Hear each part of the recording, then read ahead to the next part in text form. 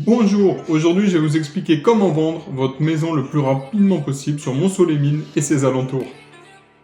Tout d'abord, s'il y a des petites réparations à faire, genre une poignée de porte cassée, un trou dans le mur, une petite fuite quelque part, réparez-les, ça fait tout de suite plus propre. Ça coûte pas cher, c'est des réparations assez faciles et pas très coûteuses. Autant mettre la maison tout de suite d'aplomb.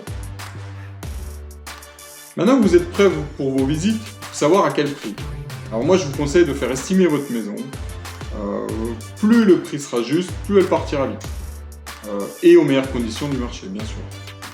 Si vous en voulez trop cher, ça va rester sur le marché, ça va dormir, et puis vous ne vendrez pas votre maison, ou alors dans 2 ans, mais les gens vont renégocier parce qu'ils l'auront revu, ils se disent « Cette maison, ça fait 2 ans qu'elle est à vendre, elle a forcément un problème. » Il y en a qui vont pas se déplacer, et ceux qui vont se déplacer, ça sera pour brader le prix de la maison. Si vous la vendez pas assez cher, c'est vous qui allez y perdre. Aucun intérêt. Faites estimer votre maison, vendez-la dans une fourchette de prix correcte, abusez pas, sinon elle ne se vendra pas. De toute manière, les acquéreurs sont pas fous, ils visitent plusieurs maisons avant de se décider.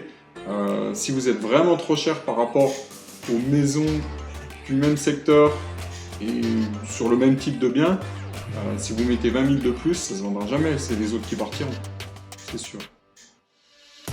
Faites un suivi aussi de vos visites, n'hésitez pas à relancer des acquéreurs qui semblaient intéressés, savoir où ils en sont, et puis vous en êtes finalement. Même si vous avez une offre, à la limite, relancez aussi les autres acquéreurs potentiels, ça pourra peut-être faire monter les enchères aussi.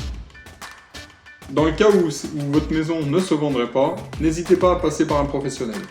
Il est vrai qu'aujourd'hui, plus de 75% des ventes se font par un professionnel. Et ce n'est pas un hasard. Après, je comprends que vous ayez envie de le faire vous-même, d'économiser les frais d'agence. Souvent, on pense économiser les frais d'agence. Mais si la vente dure trop longtemps, vous allez la vendre moins cher et vous aurez perdu beaucoup plus que les frais d'agence. D'ailleurs, c'est pas un hasard, si vous regardez sur Le Bon Coin, pour pas le nommer, plus de 75% des annonces sont des annonces de professionnels. Les gens sont pas fous, ils n'ont pas tous envie de perdre les frais, nos honoraires, et c'est pas un hasard si les gens passent par des professionnels. D'autant plus qu'un professionnel aura une stratégie de diffusion. Vous, de particulier à particulier, vous n'avez pas beaucoup de choix. Il y a très peu de sites pour vendre votre bien immobilier.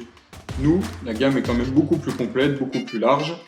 Et puis, parfois, les acquéreurs, ça les rassure aussi de passer par un professionnel, parce qu'on va s'occuper de toute la paperasse, on aura estimé le bien, il y aura une estimation qui aura été faite en amont par nous, ils ont moins l'impression de se faire arnaquer, et puis finalement, c'est aussi la tranquillité.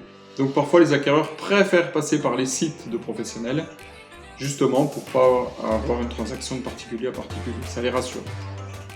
Voilà, cette vidéo est maintenant terminée, je vous dis à bientôt pour les conseils immobiliers.